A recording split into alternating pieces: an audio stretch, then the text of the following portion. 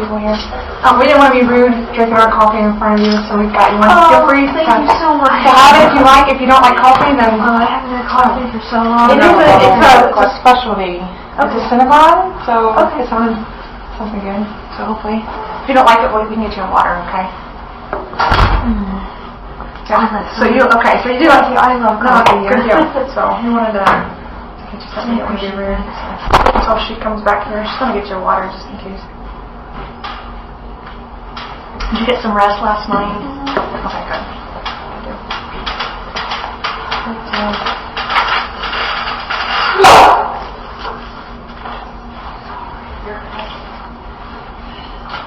They're getting the floors all shined up out there.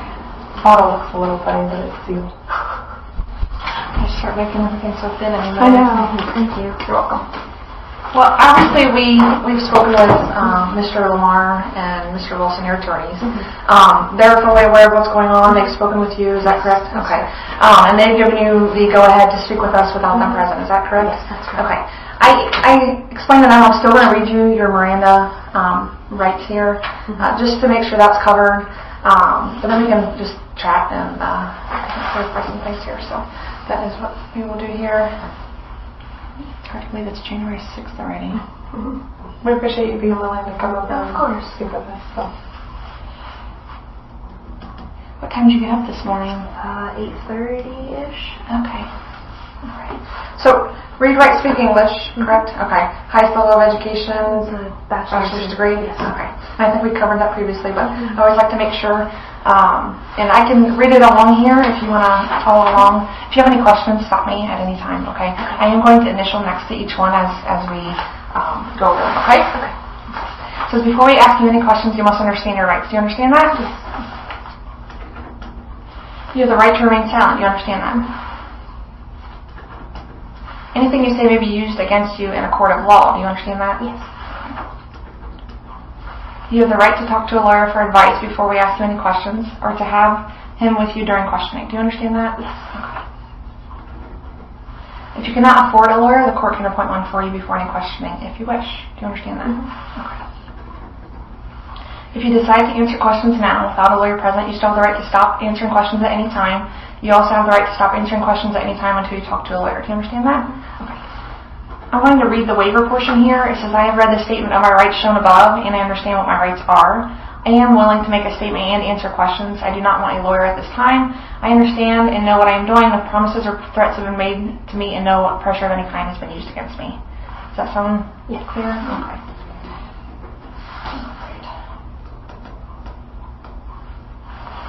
And I'm sorry for being so rude. I've met you before. You have not met Detective Carla Walker. Okay. So, sorry, what was your name? Carla Walker. Okay.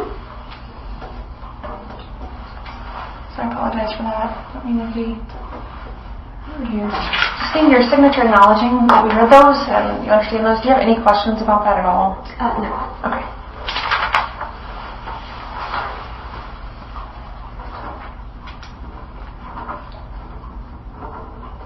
And your date of birth? I'm sorry. Got some 8/22/91. Okay. So, I guess I don't know what your thoughts are on the easiest way to get through this.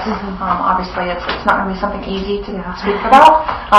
So we obviously want to make it as simple and comfortable for you as possible, but also, in your own words. We don't want to question after question after question. So we kind of feel like the simplest would maybe to be able to ask you to start kind of from the beginning, maybe when things started with when Jen moved in, that kind of thing, and then just kind of tell us how things played out. Is that fair? Yeah. Okay. So I first met Jen around, I think, late June-ish, 2014, on a dating site. And Corey, my husband at the time, wasn't going to be involved. He knew about it, but he said that he wouldn't try to insert himself in the relationship. So she and I would meet up for movies at my apartment. until around the third date when we became in a sexual relationship. Around that time, I learned from her that she was transgender. She had been on hormone therapy for 6 or 7 years, but it was before she had her surgery. And when Corey found out, he really tried to insert himself into the relationship because he had this personal philosophy that a perfect relationship involved a man, a woman, and a transgendered individual. I don't know where he came up with this. I never shared it. Before Jen and I met in person, I had told her that he wouldn't be involved, so the fact that now he was trying to be involved did not help either of us. So we had our relationship, and Corey was trying to pursue other women without success. I never knew about his conversations because I didn't want to know, and he never volunteered it to me. So then around February 2015, Jen went back to her hometown in Massachusetts to do some kind of paperwork, name change or something like that. She didn't really go into details. And then during her absence, that's when Corey started talking to Ryan online. I didn't know about their conversations until around early April-ish, when he told me that he wanted Ryan to move in with us so that he could act on this philosophy. And we argued constantly for the entire month because I always felt like he needed this other person to make up for traits that I lacked, and that really, really hurt. And he was expecting me to, I don't know, not fall in love, but become infatuated with Ryan when I first met him, and everything would be perfect. Sure. So we argued because he was adamant about it. I did not want it to happen. He didn't like any of the compromises that I was trying to come up with. So finally, I came up with a compromise that I still didn't like, but it was the best I could do, which was Ryan would be allowed to stay in our spare bedroom on the condition that he pay rent, purchase his own groceries, and at the end of a 3-month period, he would have to have a job and his own apartment. Because I told Corey that if the relationship he was pursuing with him was going well, Ryan could still be around to see him, but I didn't want him staying in the house the whole time. Well, that sounds fair. Yeah, which he agreed to. So I talked to Ryan online once, and I did not like him. He was extremely subservient to the point where I found it extremely annoying. Like I was asking him, what are your hobbies? What do you like to do? And he said, I like to draw. And I told him, I have a degree in that. I'd love to help you. He said, no, I'll never be good enough. So I understand that his family, I could see why he had that kind of personality, but I didn't like it. And I let Corey know that I said, I didn't see what he looked like. I don't know if Corey had gotten pictures, but I never got one. And I said, I don't think I'm going to like him when he comes, but I will still give him a chance to at least have somewhere to stay until he gets on his feet. So Jen came back around mid-May 2015, and she kind of officially moved into the living room around either the end of June, early July, something like that, before Ryan came. So she set up her space in the living room. We fashioned a curtain to block it off from the stairwell in the kitchen, so there's a little bit of privacy. And then Ryan came, I don't remember exactly when, but I think it was either the end of July or early August 2015, somewhere in that range. And from that point, he moved into the upstairs spare bedroom. Upstairs we also had the bedroom that Corey and I used to stay in, adjacent. So his spare room would be here, the bedroom was here, there was a long hallway, the bathroom, and then the office. Mm-hmm. So while Ryan was there, he did pay rent, he did purchase his groceries, but I didn't really interact with him if I didn't have to. Naira did not like him, Jen, Sure. She did not like him at all from the beginning. She would make comments like he was a disgusting person, the world would be better off without him. She just absolutely loathed him, mostly because of his personality, but also because he would eavesdrop at the top of the stairs, and she would always catch him, and that really bothered her. Mm-hmm. But eavesdrop on your conversation, or just in general in your personal space? If anyone was talking in the kitchen, okay, he would sit at the top of the stairs and try to eavesdrop. So Naira, Jen kept to herself. You can call her whatever you want. Whatever you're comfortable with. So Naira was, she stayed in the living room primarily. Didn't really interact with Corey or Ryan if she could help it, unless we were all in the kitchen during meal times. I bounced back from staying with her, going to work, and then sometimes staying up in the office with Corey because that's where my desk was. I also tried not to interact with Ryan as much as possible, but I was a little bit more open if he had questions. And then Ryan stayed in his room primarily all the time. And then Corey would bounce between hanging out in Ryan's room, staying in the office, or going to school.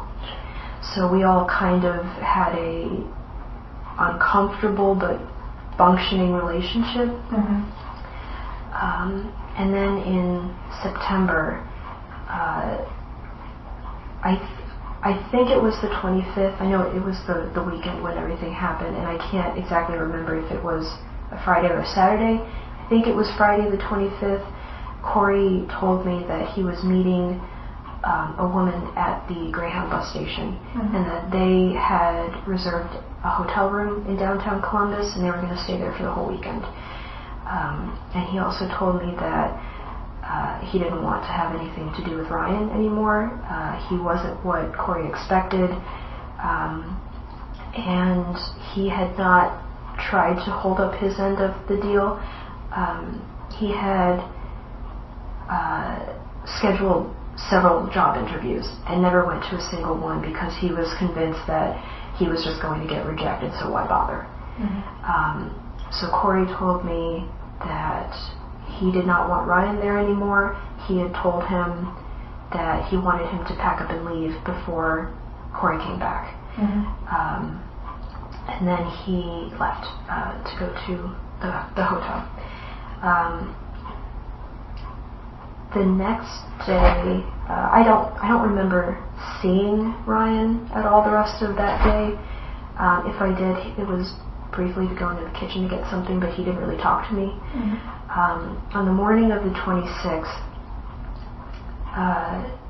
Naira started voicing some plan about killing him, and I did not take her seriously because she would make comments like that sometimes. Like if we were in the parking lot and we saw a woman waiting in her car, she would say something like, "Oh, I wonder what would happen if I just shot her in there," or, "Oh, I wonder what would happen if we drove this cyclist off the road," and things like that.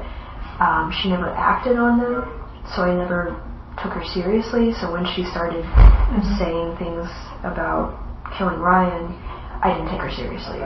Did she first say something that morning, or had she said something prior? She may have made passing comments prior, but nothing major. It was less about murder, more about just violence. Psychologists have a responsibility to assess potential risks amongst their clients, a fact that has led to a large body of literature on the methods of determining whether an individual is likely to engage in violence. As per this research, we know that many individuals who engage in targeted violence do not direct threats to their targets, but communicate their ideas, plans, or intentions to others. Some also keep journals or diaries recording their thoughts and behaviors. For many of these dangerous individuals, the expression of violent fantasies is often a precursor to actual violence. That's not to say that violent fantasies alone are dangerous, as most people have the occasional violent fantasy. Yet individuals who have frequent violent fantasies are more likely to engage in actual violence. Moreover, individuals high in the personality trait openness, the personality trait related to open-mindedness and novelty-seeking, tend to have more frequent violent fantasies.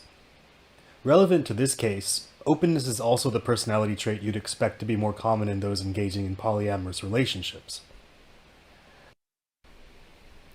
As for the possible mechanism, violent fantasies act almost as the opposite to meditative practices, leading to increasingly negative feelings for the person the violent fantasies are aimed at.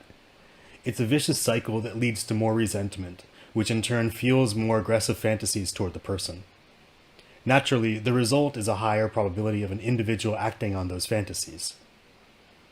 None of this is common knowledge, nor should we have expected Sarah to have known this. However, at some level of human consciousness, we all have a sense for dangerous people. Sarah most likely felt that Jenna was in actual danger, but instead of seeking help, decided to become an accessory to the crime. But I can't remember. Okay. But if she did, they were short and passed, and then that was it. When I went upstairs at some point during the day to get something out of the office, Ryan had left a note propped up on the staircase banister asking to talk to me, and I really didn't want to talk to him because I just wanted him to go. So then I went back downstairs, and then later on, when I went to use the bathroom, as I was exiting, he stuck his head out of his room and said, "Can I talk to you?" So I finally did. I sat on the floor and listened as he cried and begged me to give him a second chance. He said that Corey hated him and that he I tuned a lot of it out because I knew he just wanted a second chance. But I told him, look, I'm sorry that Corey said that and that he wanted you to leave before your 3-month period, but if that's what he wants, then I'm going to stand by it. Plus, I pointed out, you haven't tried to go to any of your job interviews, and you can't use the excuse that you didn't have a car or you didn't have like a resume that had interested them enough to schedule it. You just didn't want to go because you chickened out. And I said that I wouldn't do anything. That if that's what Corey wanted, then he would have to leave this weekend. Which is not what he wanted to hear, but he agreed to it. So then I left and went back downstairs, and I filled in Naira on what he had told me, and that's when she went back to fleshing out their plan. I still didn't take her seriously, but I was starting to get worried because of how intricate it was getting. And then when she started gathering tools like trash bags, bleach, the handsaw from the shed, I realized she was serious. So I tried to talk her out of it, calmly at first, and then I started getting a little hysterical. And she told me that if I didn't help, that she was going to do it anyway, and that it was going to be a lot messier and a lot harder to get everything done by herself, and that Corey would probably come home before she was finished. So she said that she would just give me a small role to play, but she would do most of the heavy work. And usually at this point, the attorneys ask me, well, why did you do it? Why didn't you call the police? Why didn't you kick her out? And it was because I loved her. I knew that she wasn't a good person. I knew that she was kind of borderline sociopathic. She liked to manipulate people, including me early in our relationship, but she was the only person who had been there for me through everything that Corey had put me through, and she was the first person that I actually felt like cared about me. Maybe not so much at this point in our relationship, but later on, she was fiercely loyal to me. And so I didn't want to lose her. So I agreed that I would help. So in the evening, we waited until Ryan went upstairs to use the bathroom, and then we both went into the office.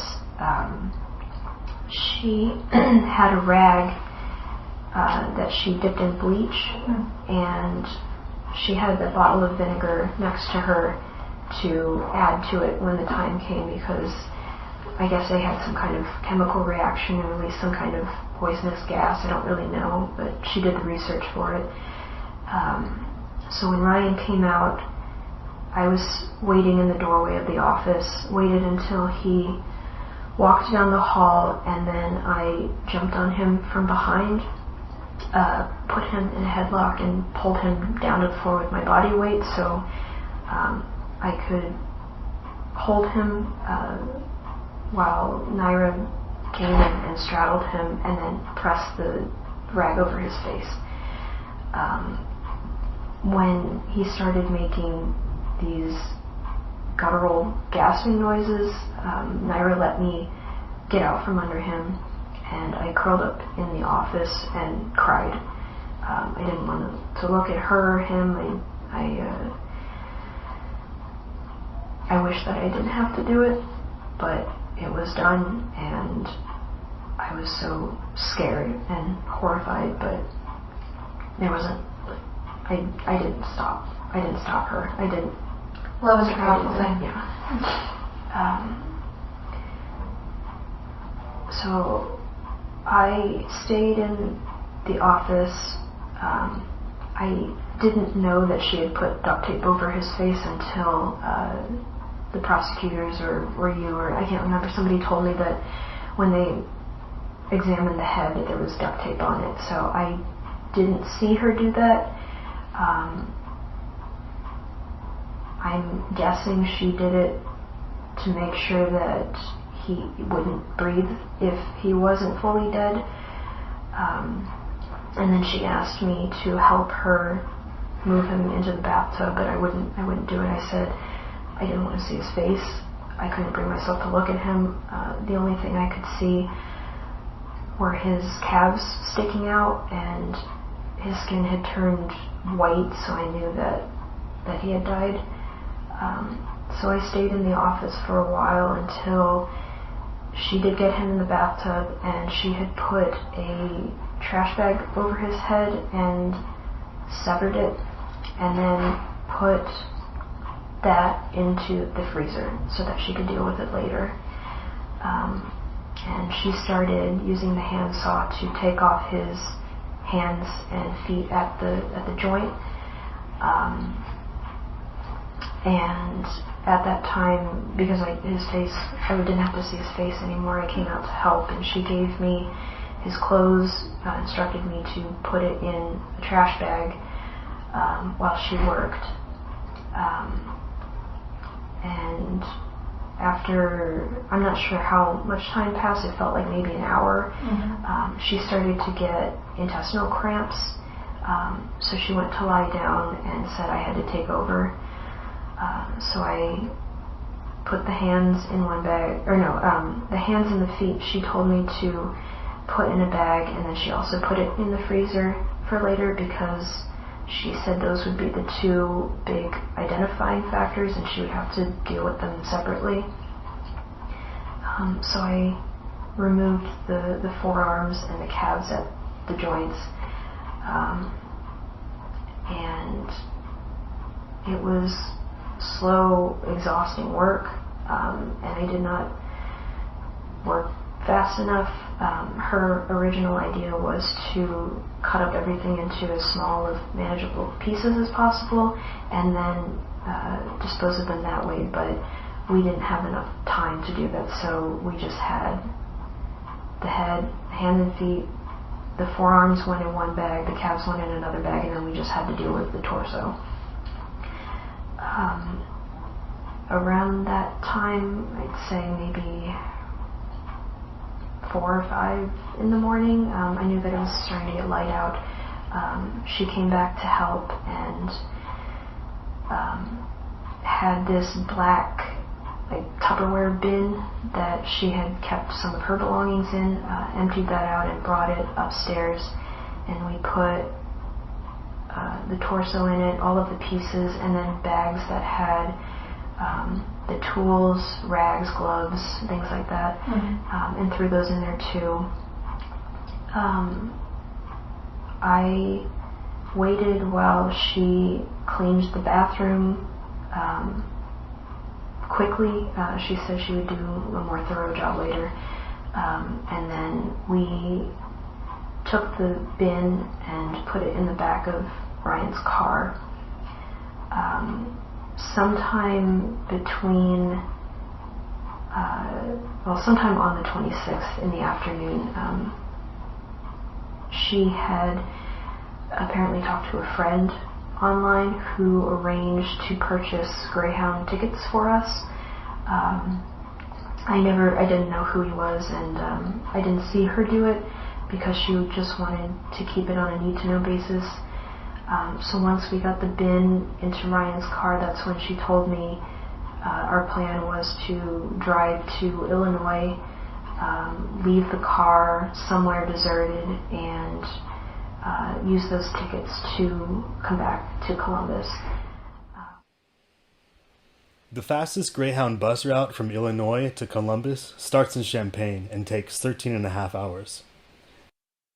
The fastest route to Illinois from Columbus is 4 hours. Add to this the time needed to hide the victim's body parts in various dumpsters around Illinois, and you're looking at over a day's worth of effort for covering up this murder. In fact, Sarah and Jenna would spend over 3 days in total in this endeavor. Some might be impressed by their effort, but what's perhaps more impressive is the fact that this could have all been avoided by simply allowing Ryan to move out of the house. Let's not forget that the murder took place the day Ryan was to be kicked out of the house. A logical person who wished to remove Ryan from the home would have spent zero effort letting things run their course. Ryan would have moved out, and life would have gone on. The fact that this murder happened when it did implies that Jenna most likely did not have the goal of removing Ryan from the house, but instead saw moving day as her last chance to live out her fantasy of murder. Hence the sloppiness and relative lack of a comprehensive plan to conceal the crime. So we started driving, and I stopped for gas after maybe half an hour to an hour, and then that's when the car wouldn't start again. She took my phone and was trying to troubleshoot it while I did everything I could think of, and we couldn't get it to start, so we had to call a tow truck and have it bring it back to the apartment complex. And we asked the driver to leave it on the side of that road that ran past the complex, but I don't think it was actually part of it. And then Naira said that I needed to bring my car around because we'd have to use it instead. And when I brought it up alongside, she took some of his belongings out of his trunk, put them in my car, took off the license plates, and just rummaged around and tried to find anything that needed to be taken. And then we moved the bin into the backseat of my car. And we left his car there and started driving again to Illinois. It started getting dark. I don't remember how long we were on the road, but I knew that the day had gone by very quickly. I'm guessing a lot of the time was spent trying to get the car to start, but it did start getting dark when we left in my car. And I started again driving towards Illinois, and once it got dark, Naira would randomly pick exits for me to turn off on, and we would drive around trying to find dumpsters that were open and unsupervised, and we would throw one of the bags in it and then get back on the highway and keep going. So we did that until we just had the torso left, but at that point we had both been awake for 36 some hours, so I kept falling asleep at the wheel, and I told her, I can't keep driving. So that's when we found the wooded area here, dumped the torso, and turned around and started driving back to Columbus. And I had to stop frequently on country roads to take a quick nap just so I could keep going. And I think it was maybe 1, 2 o'clock in the morning by the time we got back. And Corey was waiting for us in the kitchen.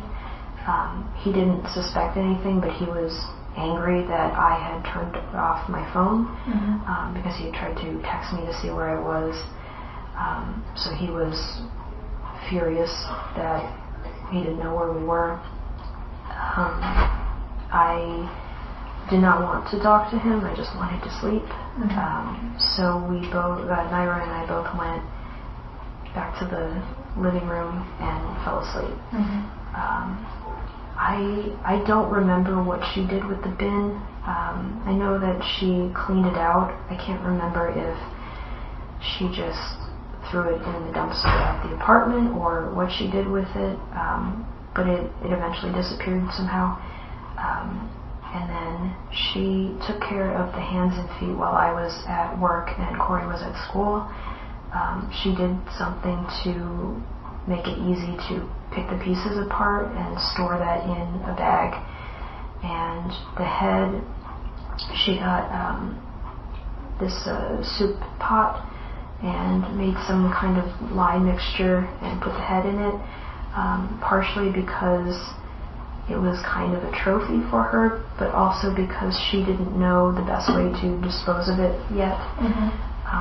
So we had to carry, so she put it in the soup bin, put that in a bag, or several bags, put the pieces of the hands and feet also in the bag, and then kept bagging it up, and we put it in the shed for the time being. And every time we moved, it would have to come with us.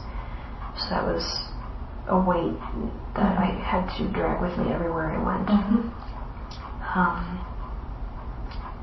Corey never suspected anything. I told him Ryan packed up and left, and he didn't give him a second thought.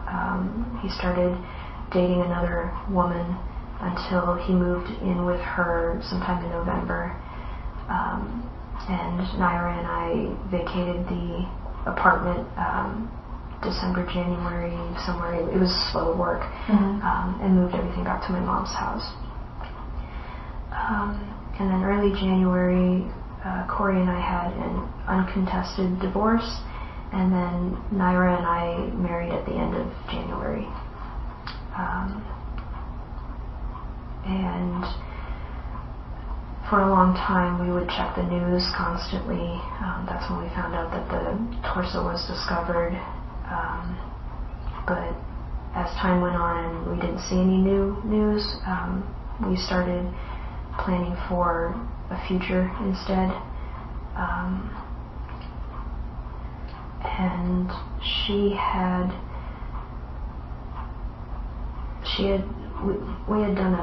we made a suicide pact that should something go wrong or we get discovered, that she was going to shoot me first and then kill herself, because she said she would rather die than spend her life in prison, especially since at the time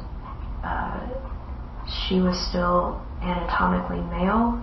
So she said that she would probably have to go to the male prison, and that was a death sentence in itself, because she was very, very feminine.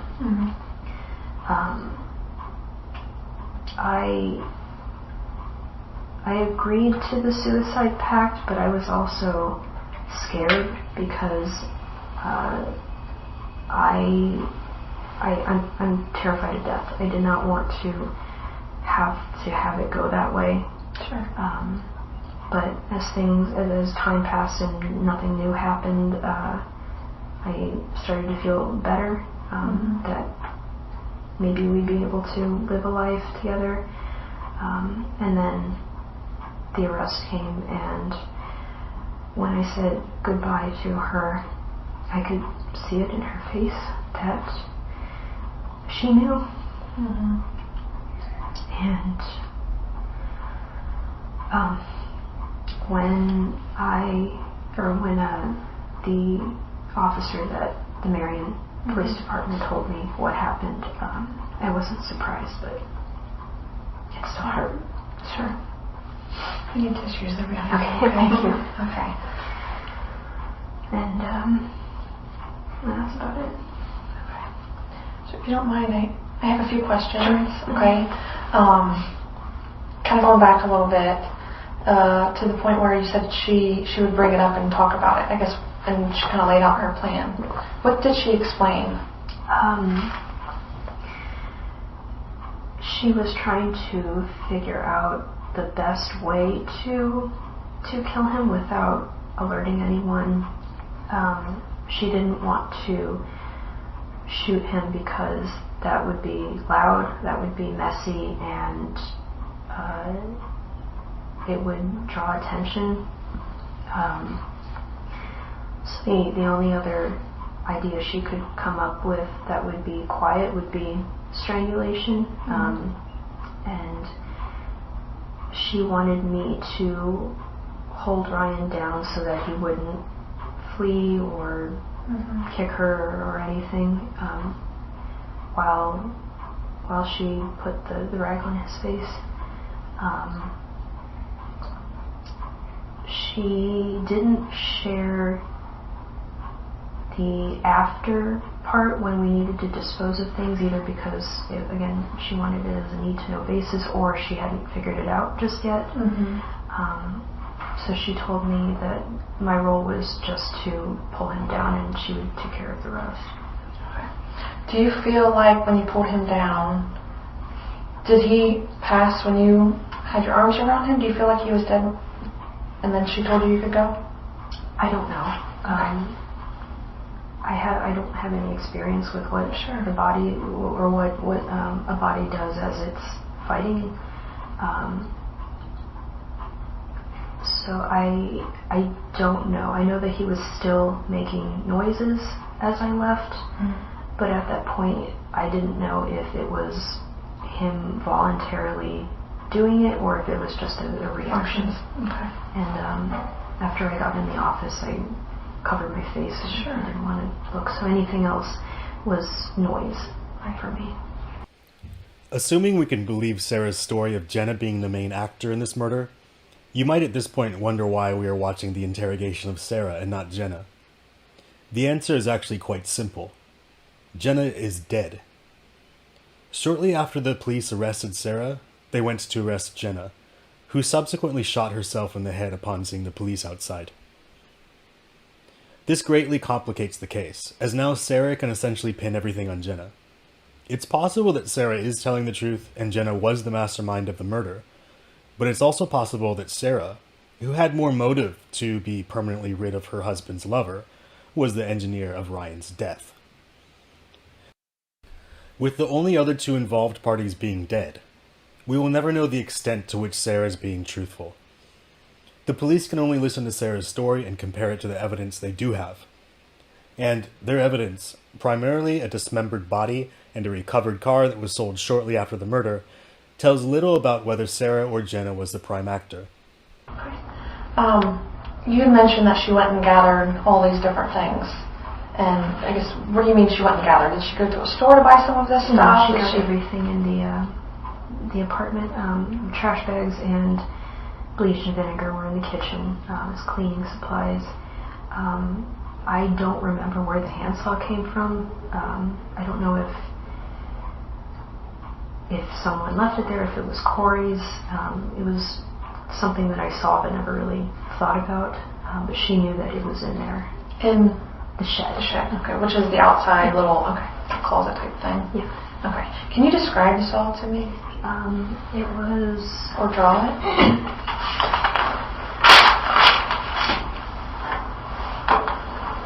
So it was about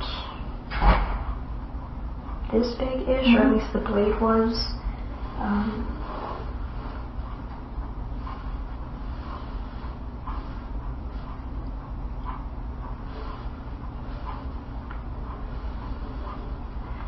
So it kind of looked like this, where this was the frame. Sure. That was the handle, and then the blade was right here. Okay. The pot, you mentioned that she had gotten a pot. Did she go purchase that somewhere? Did you guys use that previously for cooking, or where did that come from? I think she had it with her. I know that it wasn't something that I had ever used.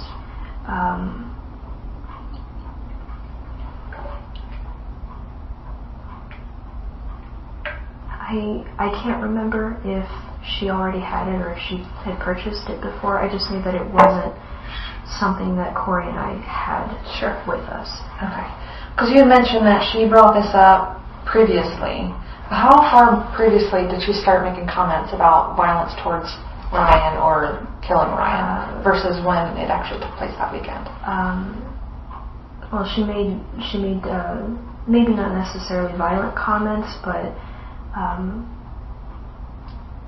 disgusted comments she would make ever since basically when he arrived. She more commonly said things like, he's a disgusting human being, or the world would be better off without him, but she didn't actually say things like, I wonder what would happen if I killed him, until that day. The day that happened. Okay. You had mentioned the bleach and vinegar on the ring. Okay. And then mentioned something different was put into the pot? Lye, some kind of lye mixture. Okay. And is that something you would have had on hand, or did she go out and purchase? That she did purchase. The head in the freezer didn't draw any attention because she had packed like vegetables and stuff in front of it, so it didn't look like it was anything. She asked me to drive her to Lowe's to purchase the lye, and then brought it back. Okay. You had also mentioned that she did her research. What do you mean by that?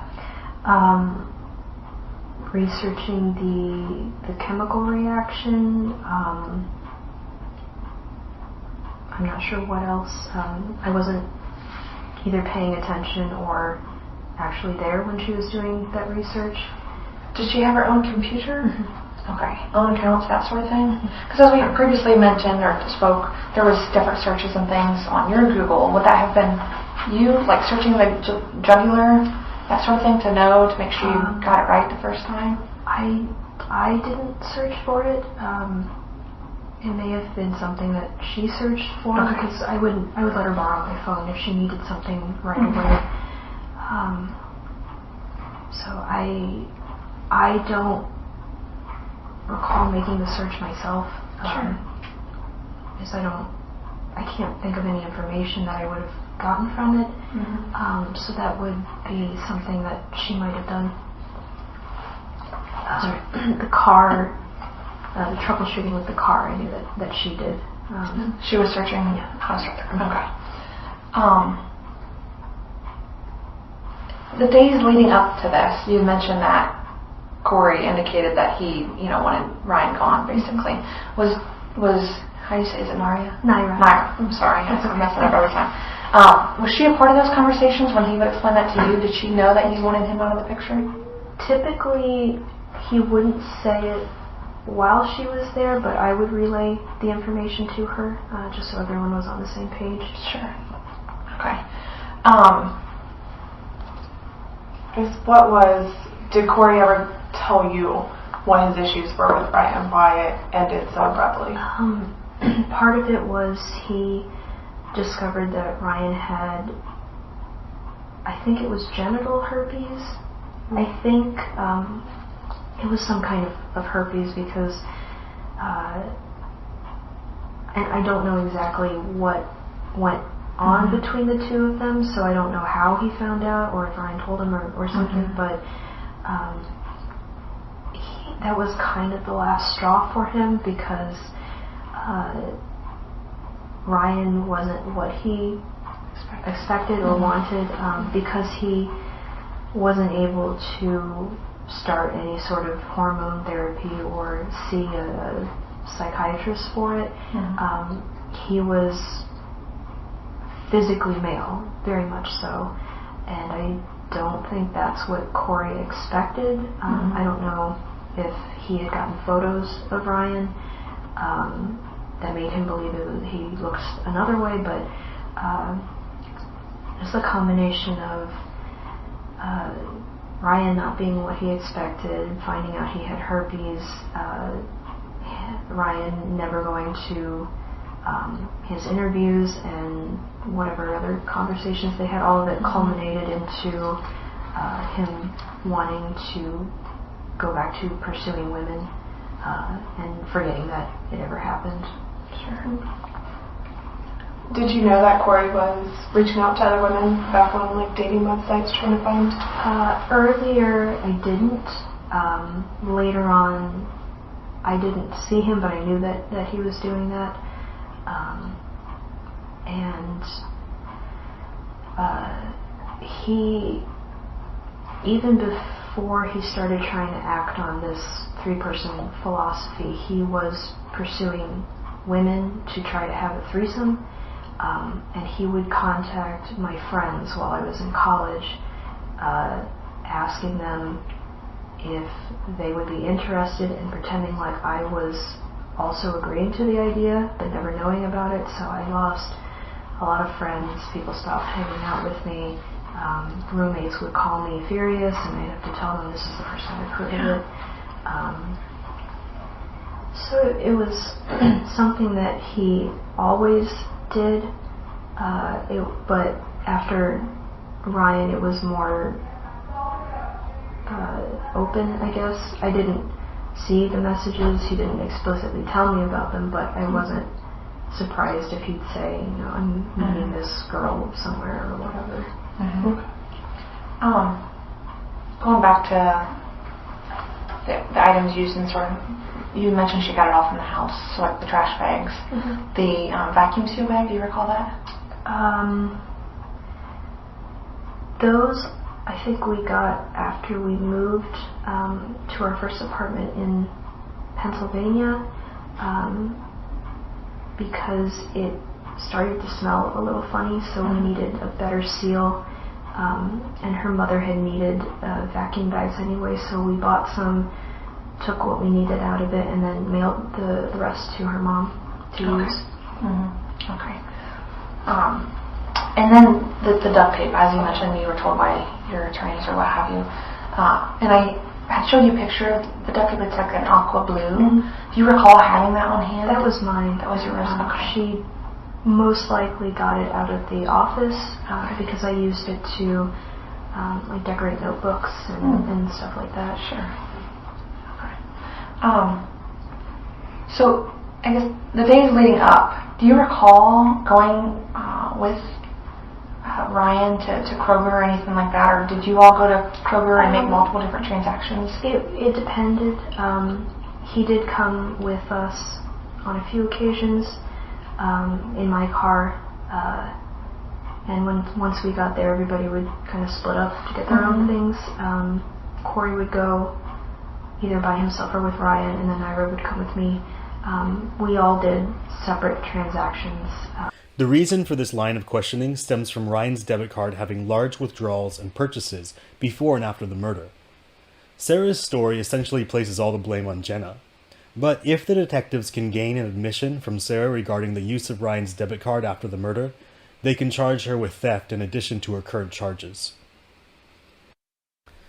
Then again, perhaps doing so would be overkill, considering her current charges are 2 counts of aggravated murder, 2 counts of murder, 3 counts of kidnapping, assault, abduction, tampering with evidence, grand theft auto, possessing criminal tools, and 2 counts of abuse of a corpse.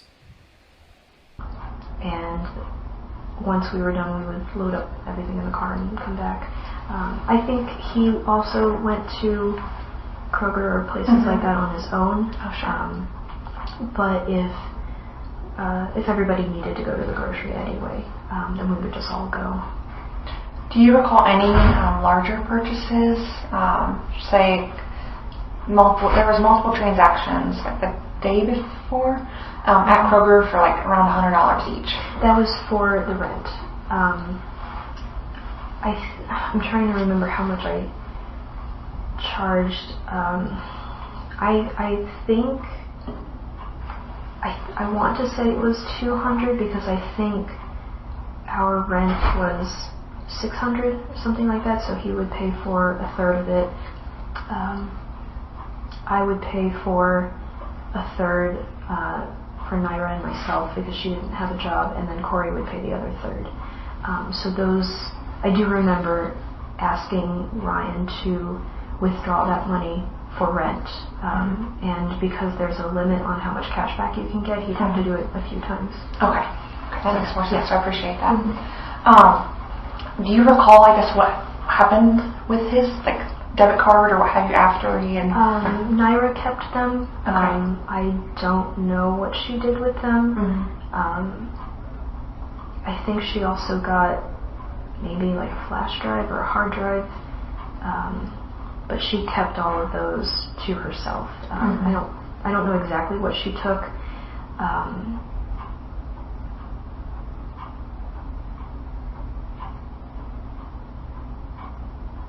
Yeah, I can't remember what was in the trunk. That's okay. Bags, boxes, and she took what she wanted and then stored it in her area.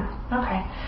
So you don't know if the debit card would have been used by either of you after he had been deceased for a couple weeks. Okay. Do you recall if anything else was in, I guess the torso was in its own bag? Okay. Was there anything else of his belongings or clothing-wise that would have been in there that you recall? Not in that bag, because it took up most of the bag. I think we had to maybe double bag it, but any small belongings like his clothes would have been put in its own bag because that was something that we could easily put in one of the dumpsters. What about my understanding is he traveled with gaming system possibly, or even a tablet, anything like that. Do you recall him having those things or what happened with those? I think he had maybe a Wii U or a 3DS. That was something that Naira kept, and I don't know what she did with it. I wouldn't be surprised if she sold it because she would buy and sell a lot of electronics and fix them up and then resell them. Sure. So I imagine that she did that at some point, but it would have been on her own. The only thing I would have done would be take the box to the post office for her. When she does those transactions. Yeah. Okay. So I remember seeing the Wii U gamepad screen a couple of times, and then I didn't see it again. So okay. You doing okay? Yeah. I know we're asking more questions, so I apologize. It's hard reliving this over and over and over, and So after today we can move forward. I hope so. Yeah. I think I have to do it again at the sentencing, so I'm just very emotionally drained having to do this over and over. Well, and unfortunately, in situations like this, sometimes it helps to get it all out. The more that you speak about it, then that offers closure for you as well. Yeah. So, that has with me in past circumstances, so hopefully you'll get that same closure. Yeah. You mentioned that Naira kept a hard drive. Would that have included like a tablet or a computer or something, or just specifically took that out? I think it was specifically the external hard drive. I did let Ryan borrow either a tablet or an old laptop. I can't remember which. Maybe it's like I can't remember if I still had my old laptop or if I had given that to someone, but he did borrow something to use to communicate with friends, family, or be online, so whatever. Okay. Do you recall searching how to clear or wipe like an ACES tablet? That would have been something that Naira would have already known how to do. Okay. Do you recall anything about getting on any of Ryan's accounts, like around that time frame, and speaking with one of his friends on, I guess it'd be Steam or the Google Chat? I didn't. Again, I wouldn't be surprised if that was something that Naira could do. She was very, very tech savvy. Okay. So if she did that, I wasn't there to see it, so she may have done it while I was at work or something. But it doesn't surprise me to hear that something like that might have happened. Do you recall any of Ryan's friends reaching out, asking I anything never about what asked happened? him. I mean, after he was dead. No. Okay. And speaking of work, would you have been at work this weekend and come home early around lunchtime or anything? Or I don't think so. I wouldn't have come home during the break because it was only half an hour, and it takes I think like 20 minutes to get from Barnes & Noble to my apartment. The only day that I think I could have worked might have been on the 25th. But I know I definitely didn't on that Saturday and Sunday because I was helping her with everything that whole time, and I don't know if I called off work. I don't think I did. If I did, it would have been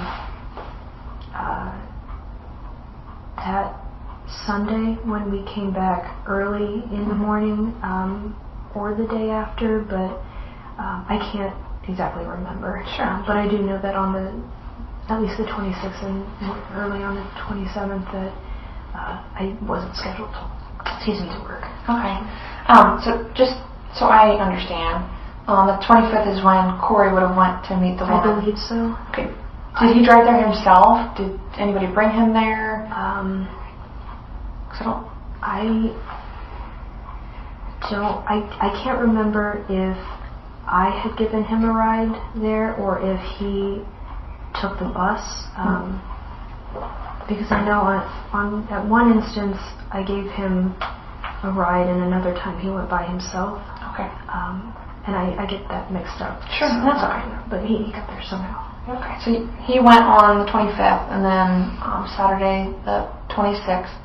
When did I guess the plan start playing out? When we woke up, maybe it was like 10:30, 11, somewhere in the late afternoon, late morning, early afternoon. I think we were just relaxing in bed, and that's when she started thinking out loud about those things, and I was kind of half asleep, so it was just more of her ramblings to me. It really wasn't until after I had finished talking to Ryan that her fixation on the plan started to get worrisome, because before it would have just been like really basic info, like, oh, we kill him and cut him up and throw him somewhere, and then that was the end. But when she started going into the details, like, you know, we would need to remove this first and that, and then we would have to do this, that it started becoming less like her other comments and more something new that I hadn't experienced. Despite the warning signs, Sarah does nothing. Or perhaps